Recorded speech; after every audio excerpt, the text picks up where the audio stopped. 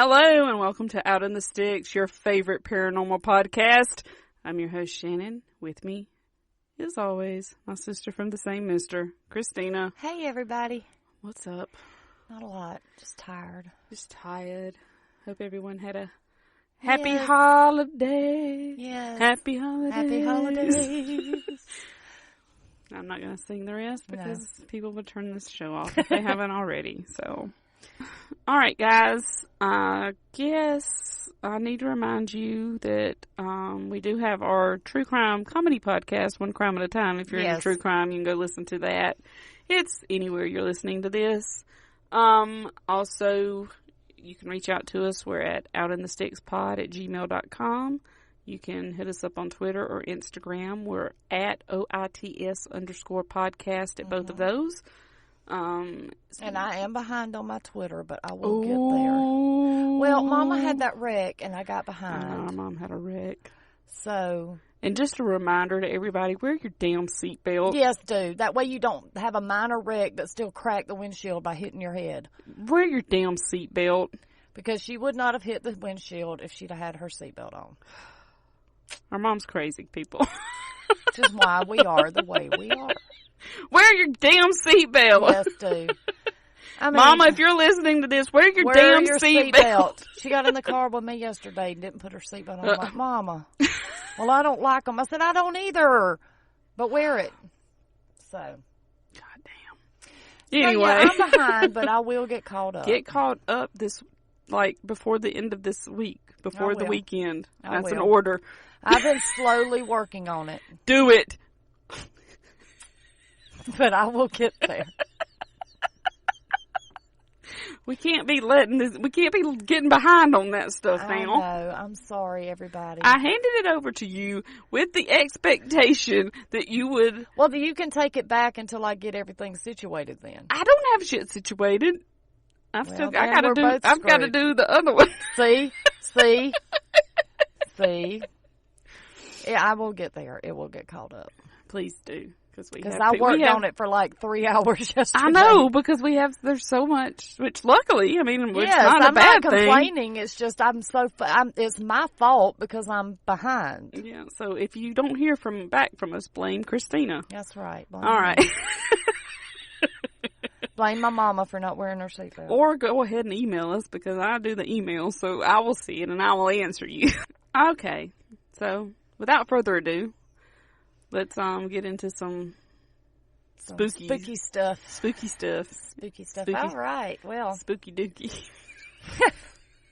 Because I'm spooky 10. Dookie. I'm 10 years old. We're Reggie. All right. So today we are going to go to a little village along the seaside in Maine. Called Kennebunkport. Yes. That's where the Kennedys have their compound. Well, we're not talking about it. Because I don't care. I'm just saying. You brought it up. We are going to talk about the Captain Lord Mansion. Okay. Captain Lord? He thought a lot of his stuff. Well, that was his last name. He can't help Captain Lord. You know he did that. You know he did. Now, Captain Nathaniel Lord was born on June the 1st of 1776. I'm surprised his first name wasn't Jesus. Now, that would have been funny if his parents would have done that. I'm Captain Jesus Lord! Now, he was born in Moulton's Mill. Who? Moulton's Mill. Okay. Which is now called Witcher's Mill.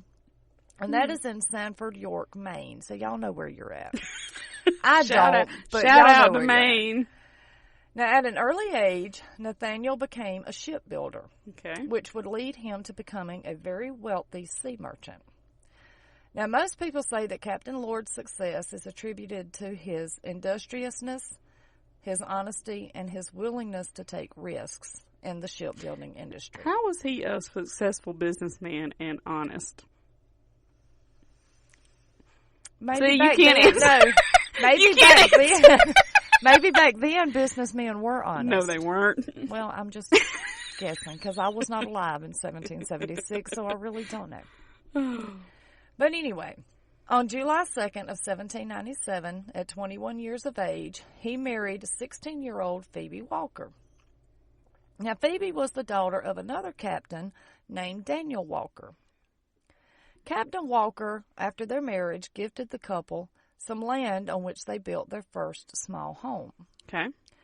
Now, Captain Lord and Phoebe had 9 children, 8 of which were born to him and Phoebe, and the 9th child was born out of an affair he had with a maid. Okay. Now, Phoebe, being the person that she was, decided that she would forgive his infidelity, and forgive him for the affair, and raise the child as her own, which I think was just great. I mean, because it's not the child's fault. No, it's not the child's fault, but I'm sure that she wanted to stay because he was a wealthy...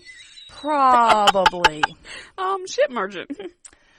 Now, in the early 1800s, with such a large family, they had outgrown the small home that they had originally built. So Nathaniel worked with the Maine housewright Thomas Eaton, which would be an architect in today's language. Now, Eaton designed a grand mansion for the Lords that would better suit his family and his status. Now, Eaton designed the home in the Federalist style for which he was well known for. You'll have to look up the Federalist style. It's really hard to explain. It's kind of boxy, isn't it? It's boxy, yeah. Kind of like a box, basically.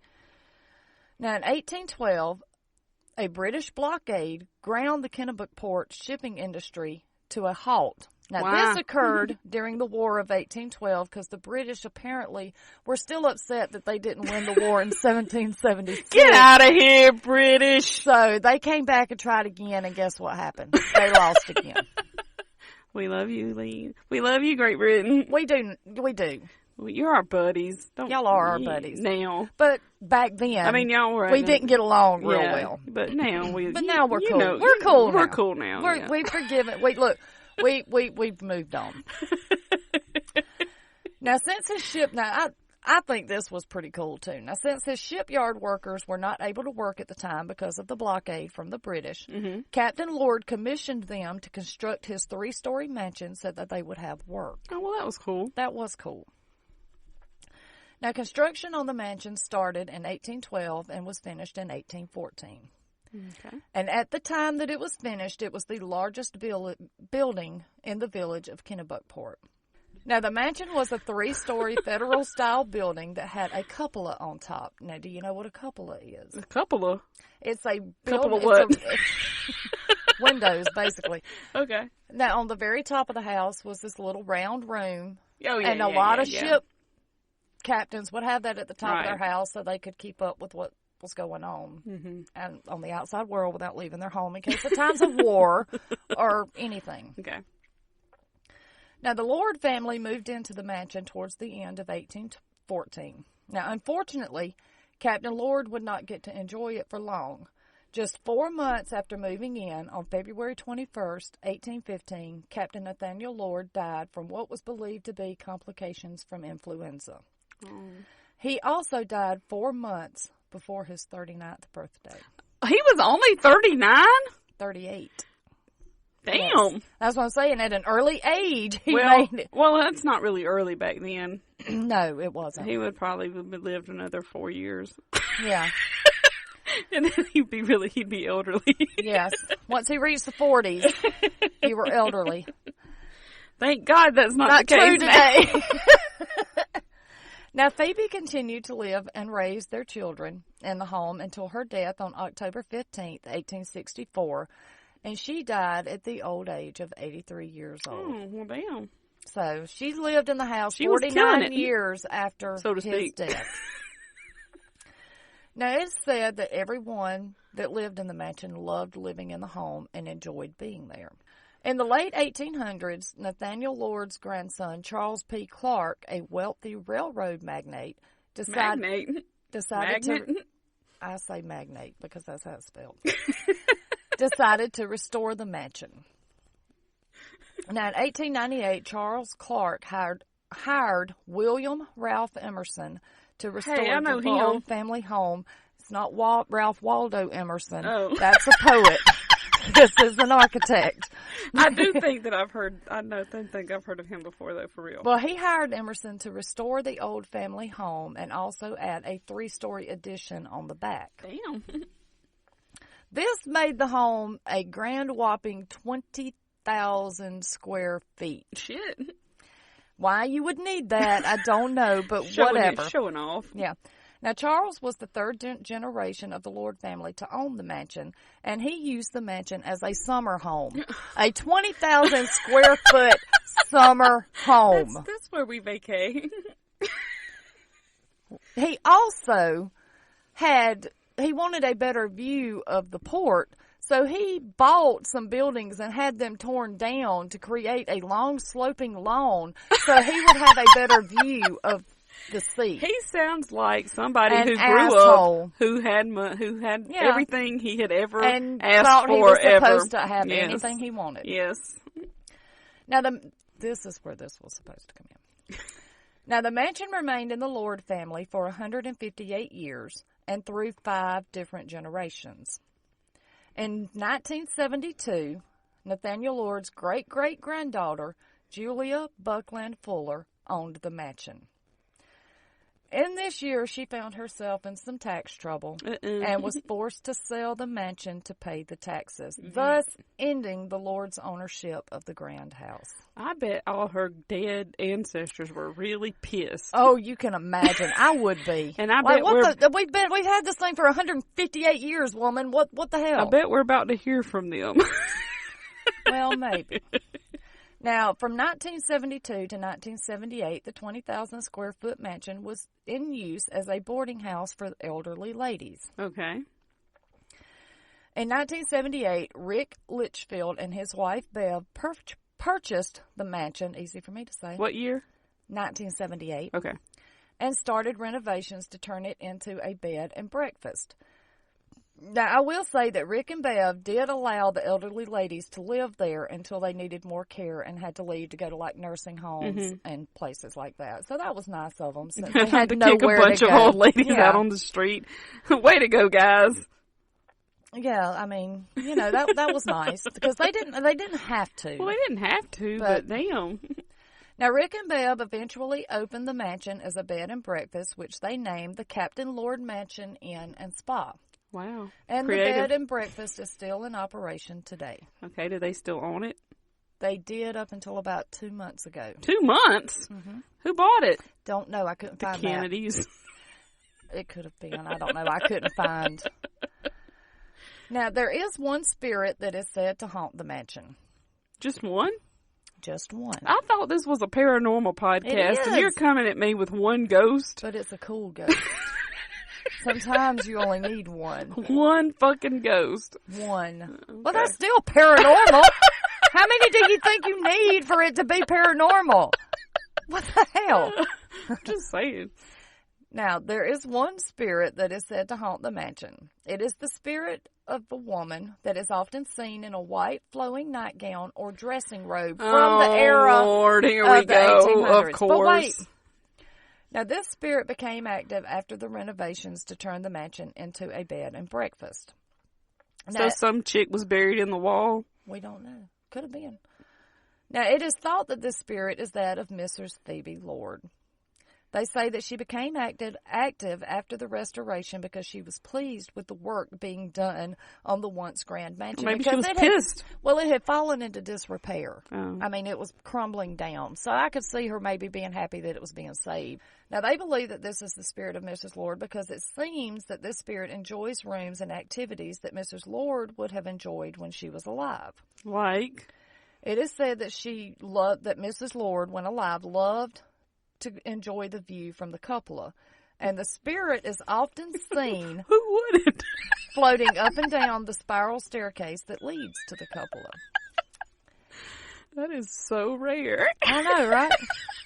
Now, she is also often seen floating through the hallways, which apparently they say she would do a lot, just walk through the house. Well, what else the fuck did she have to do back then? That's all you had to do. She went to parties. She was a rich lady in a big old house. What else was she gonna do? She had 9 kids. She had plenty to do. She probably had a nanny apiece to look after them.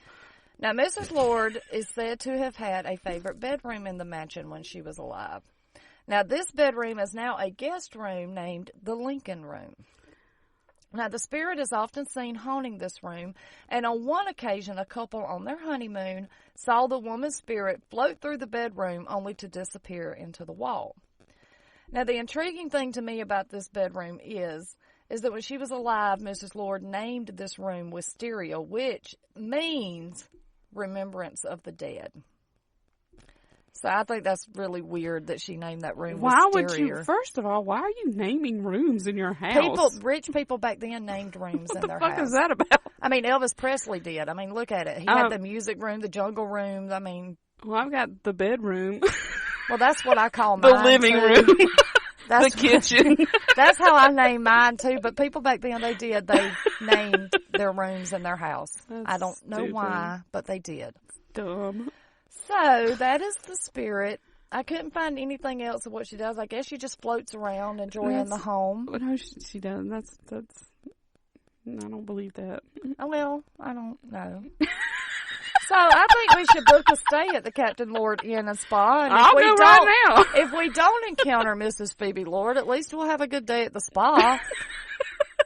I do need my toes done. But you could also enjoy the great and deep history of Kennebunkport, Maine. Anyway, that's the story of the Captain Lord Mansion. And their one little ghost that just refuses to leave. She's just a lady. Just a little lady. Just a little lady. That's not scary. What if it's just a lady from like one of the old ladies that lived there? Could be. Maybe she enjoyed the home too and doesn't want to leave. I don't know. Just a thought. It's a thought. I just can't get. I mean, I don't. Don't name names. Don't name your rooms, people, in your house. That's what people used to do back then. Well, let's just stop that right now. It stopped a long time ago. Okay, good. It stopped probably. It needed to. At the turn of the century in the late 1800s, it stopped. Well, you said Elvis did it. Well, Elvis was a special soul. He's still alive. Yes, he is. We should do an episode about Elvis lives. He lives upstairs in the Graceland. You know how I know? Because they have these thick curtains that cover the top of the staircase, and they will not let you even peek around. You can't go here. No, they won't even let you go to the top of the stairs. You know they're hiding him in there. They're hiding something up there. They've got him in a cage. So he stays up there because nobody else lives there. So why would they worry about hiding that? I don't know. So you can see like the downstairs. You can see the downstairs kitchen and the jungle room and the music room and all of that. But there's also a full kitchen upstairs, basically another house upstairs that you cannot see because, I mean, they have these thick purple and gold curtains at the top of the stairs covering like the whole landing of the stairs and everything. And then there's a rope across the bottom of the stairs where you can't get up there and peek behind the curtain. Like somebody couldn't go over a rope? Well, not when people are standing there watching you. They have security guards standing at that staircase. Which tells you something. There's something up there. They have a security guard. Reason. His job is to stand at that staircase. There's a reason. When they're doing tours, so nobody can go up those stairs. There's a reason. Exactly. That's all I'm saying. Elvis is up there. Elvis lives, people. Elvis lives. He's up He's there. probably up there hanging out with Bigfoot playing video games. No. That's my theory. You need to get over the Bigfoot thing. I'm not over it. I will never be over it. But yeah. Visit Graceland too. It's an awesome place. Never been there. I have, and it's awesome. Yeah. I'm sure it's pretty cool. It is. All right, guys. Well, that's our episode for this week. We hope you enjoyed it, yes. even with the one measly ghost. Look, you can't always have a lot of ghosts, okay? No, I'm just saying. Sometimes that's all it takes is just one ghost. One little old lady ghost that ain't even scary. She was a sweet little old lady ghost. She just floats around, doesn't bother anybody. Enjoys her view from the cupola. It's so fucking boring. Well, not all ghosts I'm just are messing mean. with you, my gosh. Some of them are just there. I honestly think that that's a residual haunting, which means it's just a replay in time. Of somebody doing something. Of her time living in the mansion. Yeah, if you believe in that stuff. Okay. All right. All right, guys. Well, we hope you enjoyed it. Yes. At least you learned some history. Yeah, we'll be. It was good. I'm just fucking with you. I know. But like we said, tune in to our One Crime at a Time, our true crime podcast, if you're into that stuff. Yes. Hit us up on Twitter, Instagram. Email us. I gave out the wrong email. Well, you can email us at that one, and we'll just switch it over. Email us at outinthestickspod@gmail.com. Hit us up on Twitter, Instagram. Now, the one next week is going to be a little more interacting. Okay. All right, guys. Well, we hope you have a happy new year. Yes. And thank you so much for listening, and thank you for, a pretty great year. It's been a good year considering. Yeah. I mean, it really has. People really just need to quit complaining. Focus on the good and not the bad. Focus on the good. You should do that in life anyway. Yeah, Focus on the good and not the bad. All right, guys. Till next week, we will bid you adieu. Yes, goodbye. Bye. Bye.